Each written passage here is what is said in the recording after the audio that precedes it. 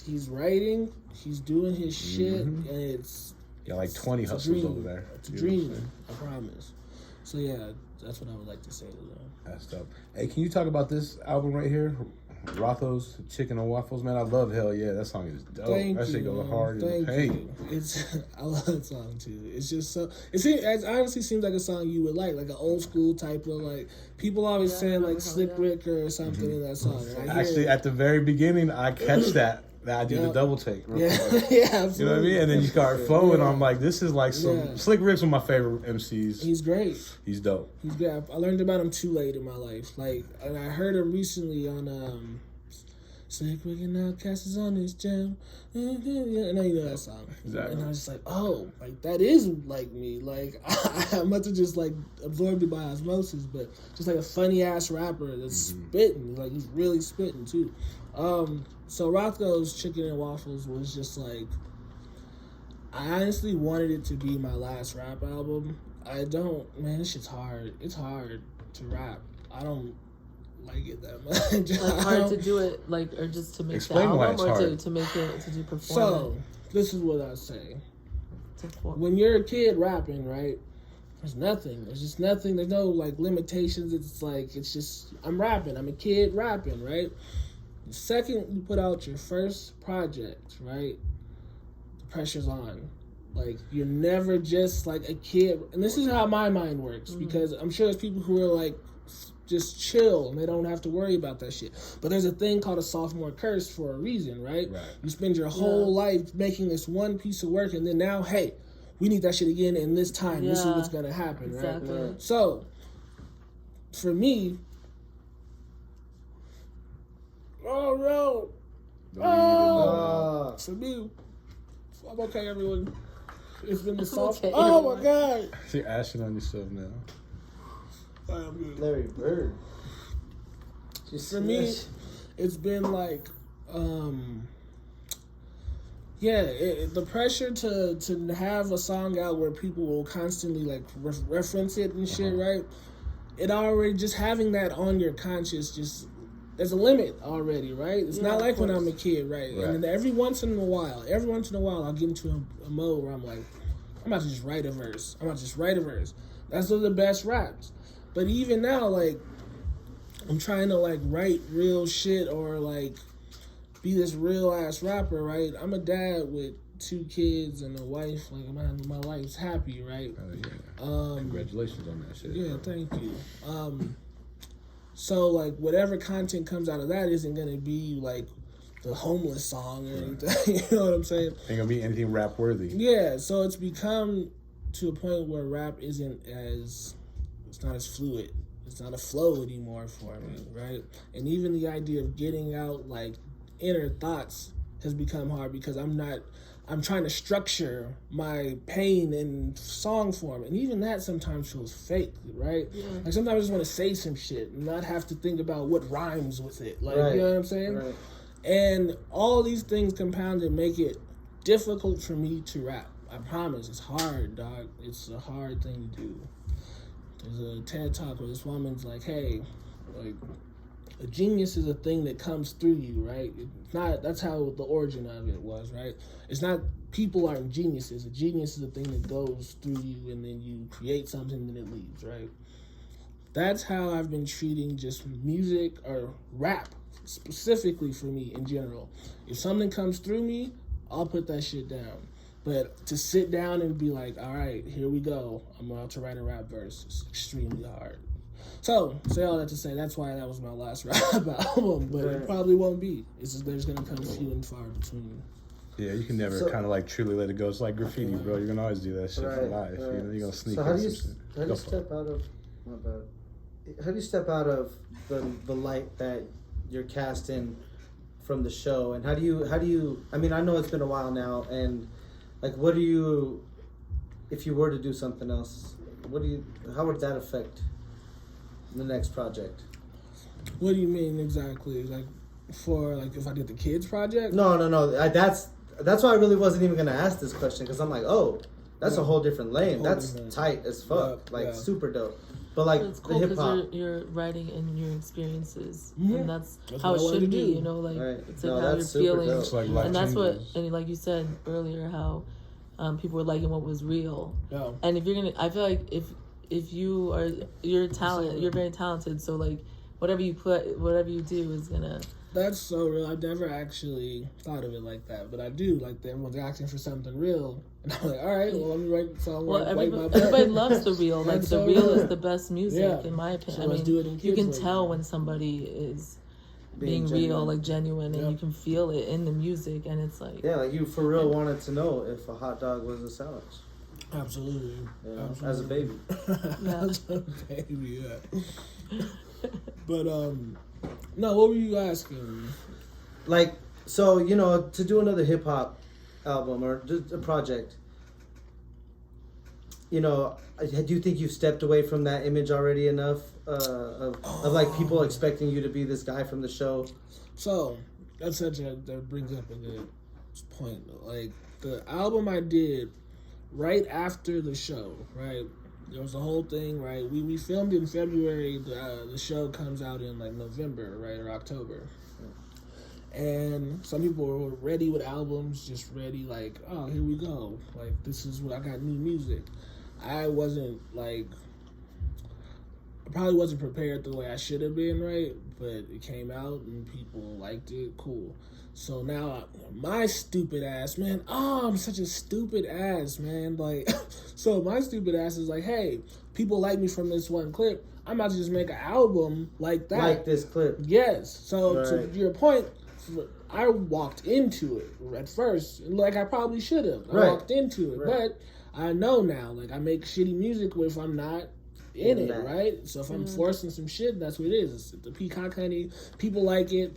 Like some people like that album. One dude hit me up and was like, I feel like the worst song I've ever written, I put on that album, and he hit me up and was like, this is my favorite song. So like I also have to give myself a little grace and shit, right? Yeah. But walked right into it, and then saw artists.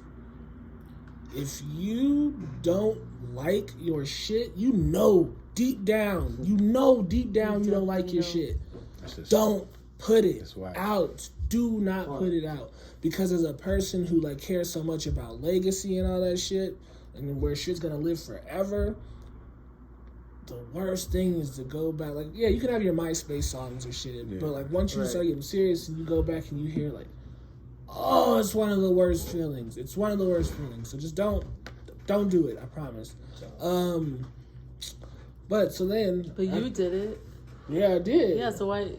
And look what you're. Yeah, but I think I'm here to say like what not to do too. You know, like you can skip some of this shit. You know, like you know. No, but that's what's great about you. Been real from the get. You know, so you've just been putting things out.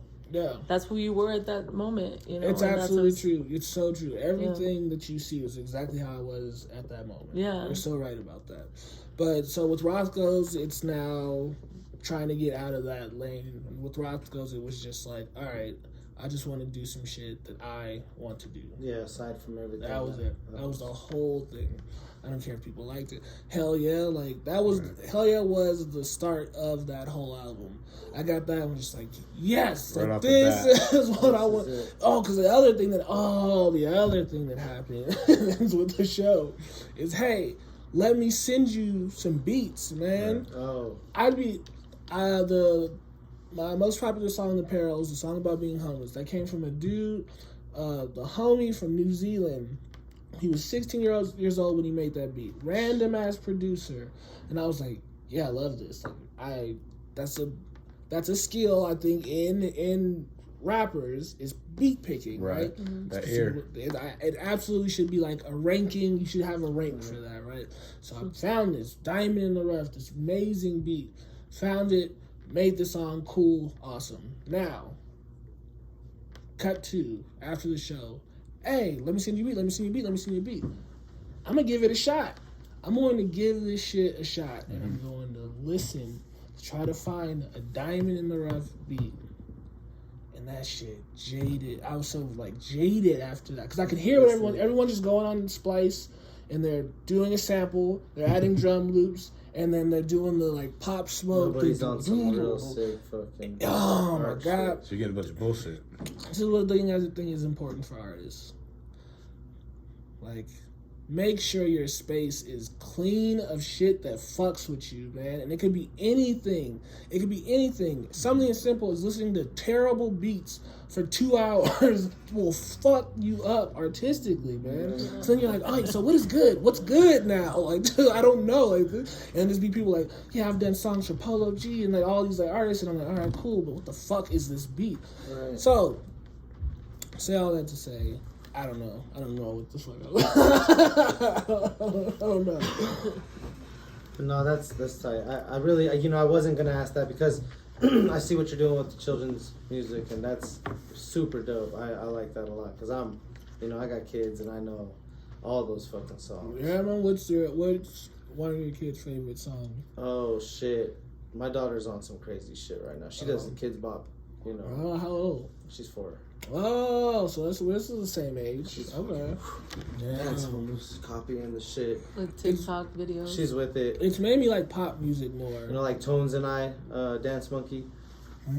Oh, that sounds racist. It's for you're probably right. What was it called? You're probably right. What's it called? Thanks for calling me out. What was it called? No, but it's Dance Monkey, but it's yes, that's wild. That's wild. What? It's called. I didn't even think about it because it's but like Kids Bop song. But like it's still. Jesus Christ. Well, Okay. I'm just like super caught off guard for a second. Whatever. It's weird when you like hear like the origin of some shit, right? Yeah. Like, no, you're right. Dance Monkey, we don't know, but it's probably some racist shit. Like, just probably. No, you're right. You're probably right. Like a cakewalk. You ever heard the term cakewalk? No.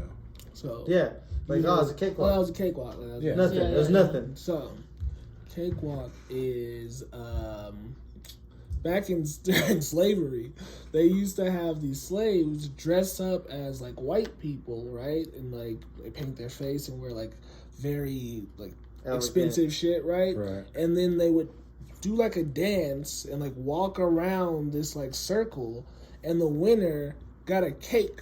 And it's called a cakewalk. And that was the origin of it. We live in the sun. Like, it's so fucking crazy to even think. There's so much shit like that. Wild ass shit. Wow, that's ridiculous. Yeah, cakewalk.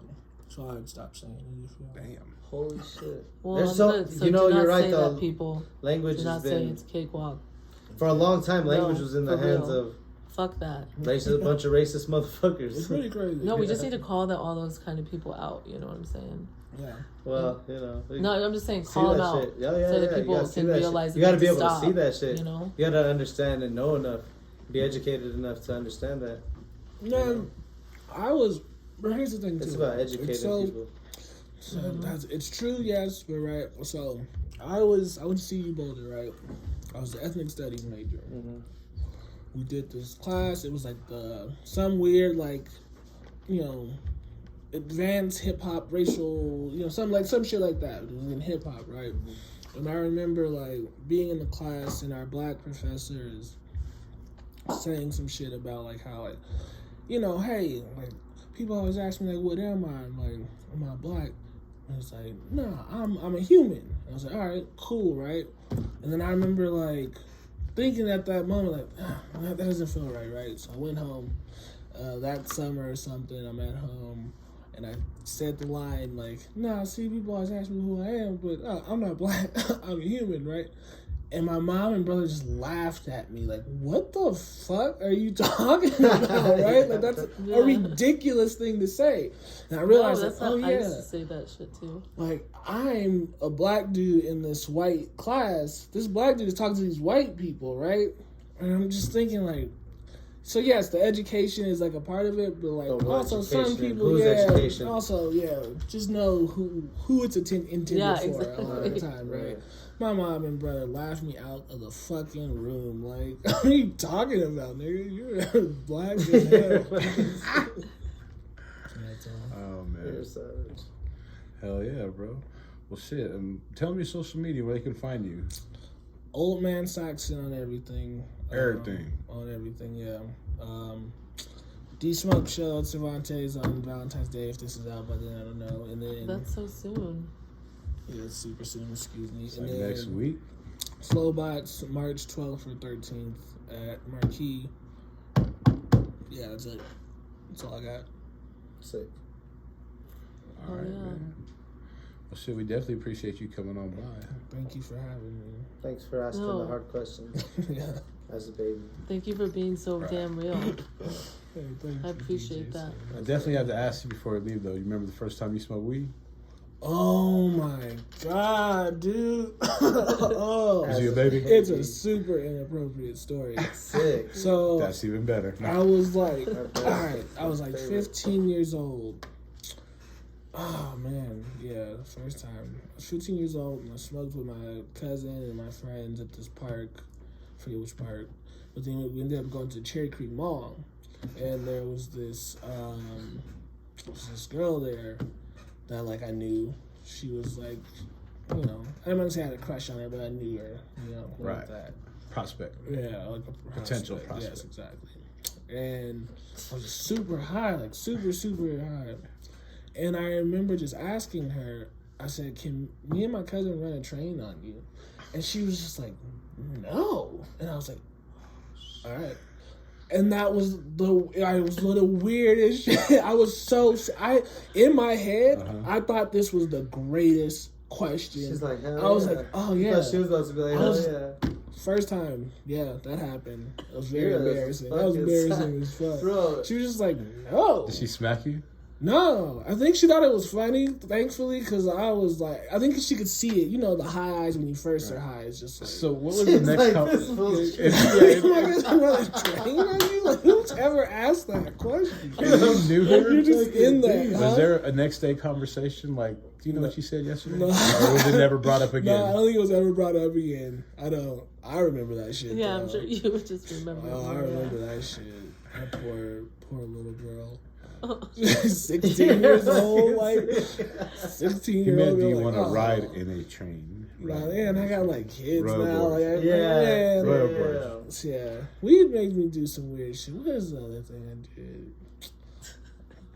Oh, just the stop sign. I just like stood at the stop sign waiting for it to turn green. Like every time I get high, like I just sit at the stop sign. I just wait. Like it's gotta turn green. And then, yeah, weed it makes me, yeah, I don't know. Hey, where'd you go to high school real quick? TJ my freshman year. Then I went to Match Buff, so Catholic high school. Got kicked out, and then I went to George Washington. Yeah, nice. I went to TJ. Oh, okay. You know what Where'd you go? Manual, and then North. I went to Smoky Hill High School. So we probably know like people. I don't know people. Do you mind if I ask where you grew up? East Side. Park Hill. Okay, yeah. Well, I grew up right there. We kind of grew up in Swansea, the other side of I-70. So we're from I-70 to 40th to York to Colorado, and you're right above by the McDonald's. So. I grew up like on 23rd and Syracuse, like right when the airport was there. Gotcha. Yeah, Staples. Yeah. I used to ride my bike. I don't remember the place. It was in the Dahlia, and they sold records. Yeah. I used to ride my bike there and go buy 3 or 4 records and pedal my ass back down to the Little Hill. You know what I mean? Yeah, back in the day, man. Yeah, but we appreciate you coming on by, blessing us with the tight podcast. You know what I mean? Thank you, y'all. Thank you for having me. Definitely have to have you on again down the road. You know what I mean? Hilarious, actually. Thank you. We got some real dope things coming up. That was great. It started off great. No, it's definitely the most interesting one. It's just interesting questions. It's just, that's definitely the wildest shit we've been asked as a podcast crew. Definitely. We've been asked questions. People have interviewed, reverse interviewed us. But like you. Yeah, I want to know more about y'all. You're definitely you're number one. You're on some real shit. Number one. We should start like a little series like that where we bring someone in and they interview us. You know what I mean? And ask us what they want and have one like every couple months. You know? Just let me do it every time and I'll come up with there you go. Yeah. We'll just have you. I like when people come up with it. We should just have you come guest host every once in a while. Like if I can't make it or like I'm down. If we're scared, and then you ask wild questions. Absolutely, I'm down. It could be like an actual. That will be the series. Yeah, a little side. Like I'm down. once a month? I'm honestly down. Just let me know. Saxon on the scene. Yeah, let's make it happen. All right. Send me some no, because you are such a whole personality. You're a whole personality, and you're like great on stage. Like your stage presence is dope. You're a great entertainer. So this is sweet. It's just the truth. Just like you, you're the truth. Some people say I look like Paul Pierce. He's the truth. He's the truth. Paul Pierce? You look more like 800 the Jewel. No, tell me who else I look like. Because I got Rev Run before. I mean, little. I mean... I don't know. Yeah, I got Rev Run. That's it. All right, y'all. All right, it's nice having you. All right, Rev Run.